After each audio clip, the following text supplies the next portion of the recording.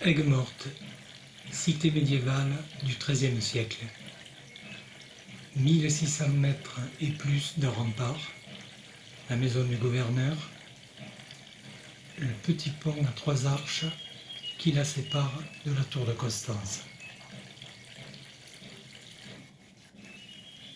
Aujourd'hui, c'est fête dans la cité. Qui dit fête, dit taureau. Qui dit taureau, dit bandido. Celle-ci a traversé toute l'artère principale et les voilà qui déboulent sous le porche de l'entrée principale et se dirigent vers le donjon.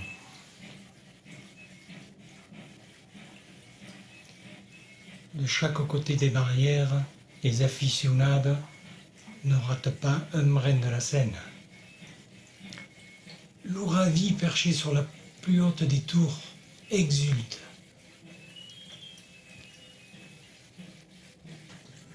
Du haut des tours d'ailleurs, les yeux peuvent se porter sur l'immense territoire et sur les salins. Les sauniers au travail sont en train d'extraire leur blanc, la fleur de Camargue de la Méditerranée. Déjà se profilent quelques maisons de gardiens et nous pénétrons sur les prés où le monde de la bovine est au travail en train d'arriver les bêtes.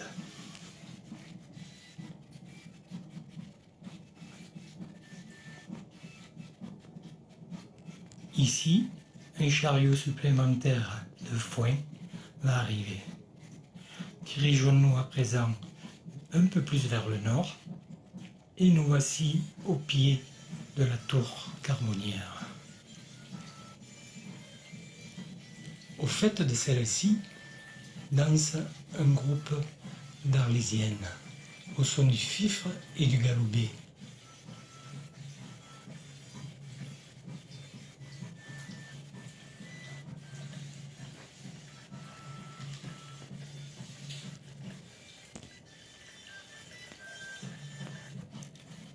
Au pied de la tour,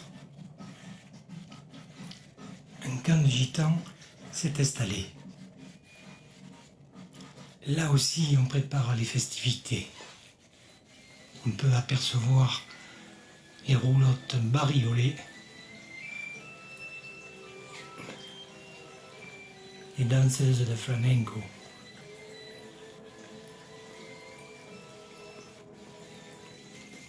Un peu plus loin, le mas de Provence et la cueillette des lavandes.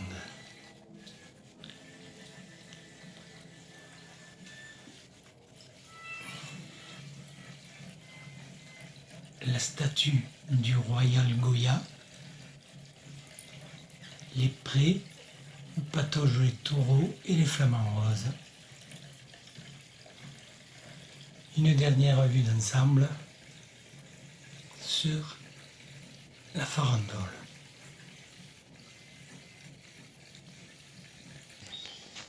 Ici, le village traditionnel. Nous apercevons sur les hauteurs le château, l'église, en contrebas, quelques commerçants, la traditionnelle partie de boule, la pétanque. Au premier plan, l'échoppe du cordonnier.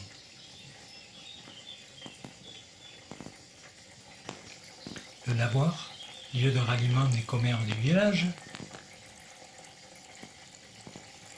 Forgeron en plein travail.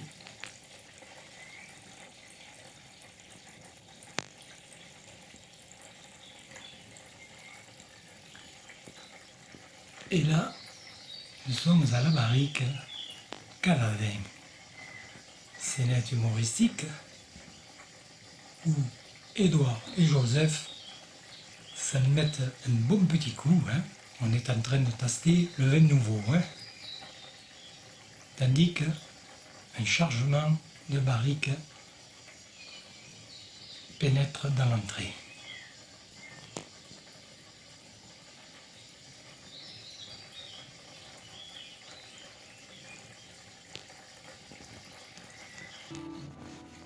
présent, franchissons la Méditerranée et nous allons nous retrouver dans le village de Nazareth. Ici, une ville ensemble avec toutes les maisons à flanc de colline.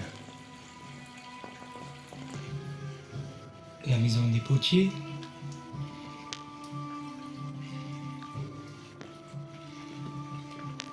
le charreton des potiers, les porteurs d'eau,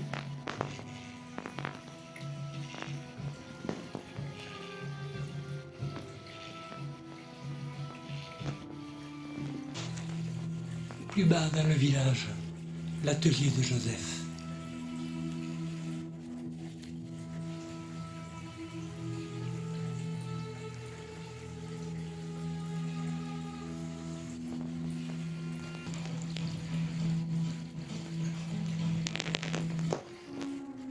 En contrebas, une maison blanche, insolite, la maison de Marie, laquelle est visitée par l'archange.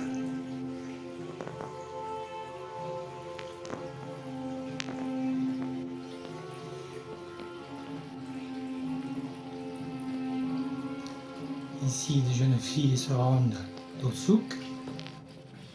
Nous apercevons les chopes du boulanger, un marchand de tapis, une animation faite par le charmeur de serpents, poissonnier,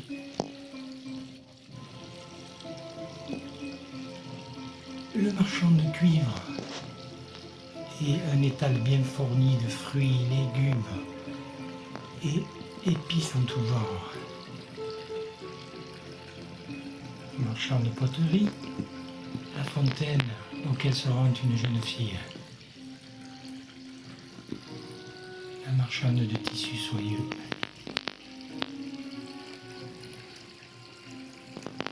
Dirigeons-nous à présent vers la nativité de Bethléem.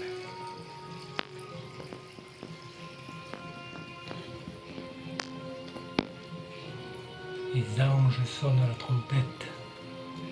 Marie et Joseph bercent l'enfant Jésus à bout de bras. Les bergers, les moutons sont là. Et déjà, les mages se présentent à l'entrée.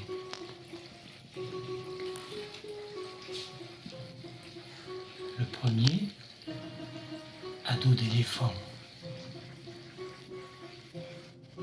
Le suivant, sur sa monture, un cheval. Et le dernier, à dos de chameau.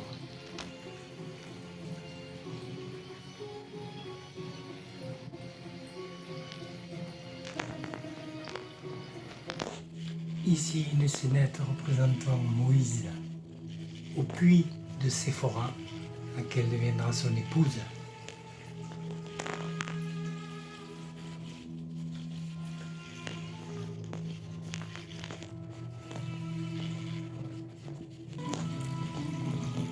Une autre jolie scénette représentant la fuite en Égypte. Marie, l'enfant, Jésus dans ses bras et Joseph s'enfuit pour éviter le massacre des nouveau-nés. Et d'ailleurs, il se dirige donc vers le désert d'Égypte que je vous fais découvrir à présent.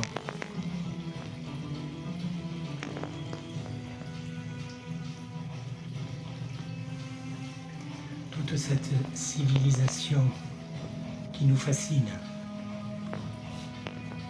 Le Sphinx, Khéops, Képhren, les trois pyramides. Et dans le fond, un merveilleux temple.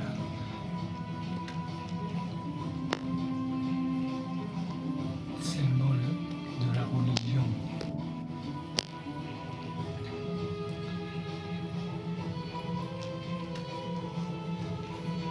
Ici, quelque part dans le désert,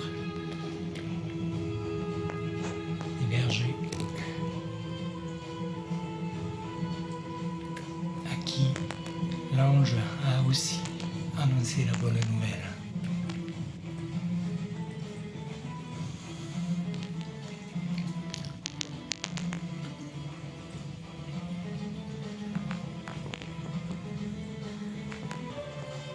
Voilà la crèche 2023. J'espère qu'elle vous donnera envie de venir la voir de visu.